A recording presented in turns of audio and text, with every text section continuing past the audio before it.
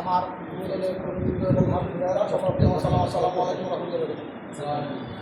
আমরা আসলে গতকালকে উপদলের প্রতিষ্ঠাবার্ষিকী আসেন জেলা পর্যায়ে। আজকে আমরা উপজেলা পর্যায়ে কেন্দ্রীয় কর্মসূচি মিলাদ করানি এটা গাছ চাষ লাগানি এগুলোর মধ্যেই আমরা আজকে মিলাদ করে গেছি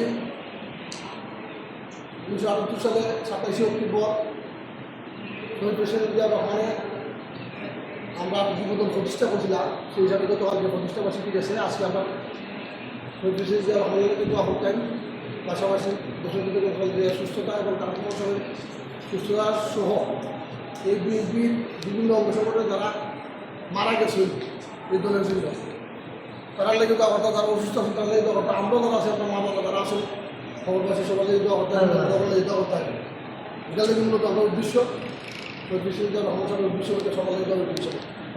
আমার কথা আসসালামু আলাইকুম। أعوذ بالله من الشيطان الرجيم بسم الله الرحمن الرحيم قل هو الله أحد الله الصمد لم يلد ولم يولد ولم يكن له كفوا أحد لا إله